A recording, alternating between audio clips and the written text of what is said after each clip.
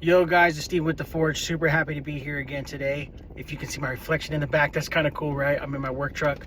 It's been a long, productive day. So we're in days 47 through 48. Really excited to get into it. Day 47, we read Exodus 19 and Matthew chapter 20. In days 48, we read Exodus 20 and 21. Let's jump into it. Exodus 19, Israel is told by God to prepare for him because he's coming to Mount Sinai. He says, consecrate yourself, be ready, get ready. And then he tells Moses that don't even put a boundary. Don't let the people touch the mountain because they will die. It's a huge deal that God's presence is there. And it's really cool because when God shows up, there's clouds on the third day, as God says. He says, consecrate yourself because I'll return on the third. I will go to the mountain on the third day. And when he does, there's clouds over the mountain. They can hear thundering. They hear trumpets. I mean, it's a huge deal. God is there, right? And then he calls Moses up and him and Moses start to have their conversation. But in verse 5, I find it really cool when God says, if you are an obedient people, you will be special to me. You will be set aside. Now, obviously, we know that Israel wasn't perfect. They were taken into captivity because they weren't perfect. They had different judges. They had different kings. They were divorced by God several times. So that's encouraging because they were still considered God's special people. God brought Jesus through the tribe of Judah, who is Israel. Super cool, right? Because if Israel, who is an imperfect group of people, were able to still be considered God's people, I wonder what that makes us if we truly try. Not say we're trying, but if we truly try, what kind of people will that make us? And then I'm going to go through Exodus 20 and 21, and then we'll get back to Matthew chapter 20, which is days 47, just reading. So Exodus chapter 20, this is when God gives Moses the 10 commandments. It was a big deal because this is the first time they actually find out what God desires and doesn't desire, right? This is the first time they find out what God is looking for as the King of Kings, as the creator of the universe. So, what I want you to notice in these 10 commandments, sorry about the radio, in these 10 commandments, I want you to notice that God sets them up for the first 4 commandments to be specific to him, and the last 6 commandments to be specific to our neighbors. That's why when Jesus says to love your neighbor as yourself, to love God with all your heart, soul, and mind, and to love your neighbor as yourself are the 2 greatest commands, and all the other commandments hang on this. Because if you love God with all your heart, soul, and mind, as the first 4 commandments are insinuating, then it'll be easy to love your neighbors as yourself, as the last 6 commandments are trying to teach us how to love our neighbors. So that's a deep thought, but a serious thought. If I love God with all my being, I will give God 110%.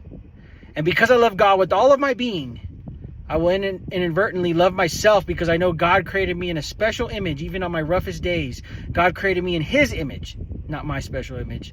God created me in his image because he loves me.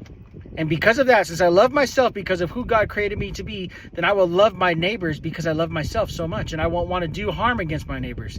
Instead, I will want to love my neighbors. And then in Exodus 21, you have laws specific to servants, violence, and animals. I would encourage you to read those portions because that's really important for you to read it, right? I'm really trying to think of a way to tackle just the commands and how they're important to us as Christians, because they are important, but to bring relevance or just basic understanding is going to be difficult for me. So I would encourage you to read that and really try to understand that. But then in Matthew chapter 20, we have the parable of the workers in the vineyard.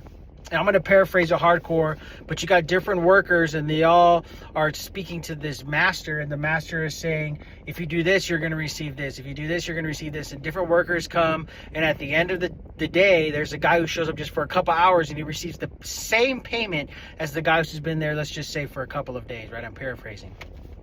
And what's really interesting is the master, who is in relations to God in this parable, says there is no difference between the one who has served me for months versus the one who served me for a day. If the payment is the same for those who have served me for a month and those who have served me for a day, is irrelevant because you have agreed to the payment, right? And in our lives, the payment is eternal life. If we have faith, if we love, if we trust God, we know that we will receive eternal life. Now, there's some people who show up to God the last 10 minutes of their lives, and if they really have faith, guess what? I have faith that they will be in heaven. There will be other people who have been following God for 40, 50, 60 years. Some people might say, man, that really stinks. That guy who served for 10 minutes gets to be in heaven with the guy who served for 40 years. How does that make any sense? And I'm starting to think of it a little differently. It's actually almost sad that the man only had 10 minutes to serve God on this earth. Because I don't know about you, but me serving God on earth has made my life so much easier. I get to rejoice more. I get to be happy more. I get to serve more. I get to love more. I live an abundant life here because of Jesus. It's not easy, but it is abundant. And so I feel sad for someone who maybe serves God and dies within the first 10 minutes of his walk with Jesus. I'm rejoicing because he's in heaven, but I'm sad because he didn't get to see what it's like to live on earth as a child of God. So my challenge for you, this video is short, but my challenge for you is, are we like Israel in chapter 19, verse 5, where we recognize that if we are faithful, we will be God's set aside people, his people, the people whom he loves. Jesus says, if you love me, you will keep my commandments. My Father will love you. Are we those people? And are we looking to take care of our master's vineyard, of his kingdom, being a part of his vineyard, being a part of his kingdom, so that we can receive payment of eternal life because we're truly trying to follow him? And are we spreading the gospel? Are we really trying to bring people into the fold? Whether they're 100 years old, they have time to get right if they're alive.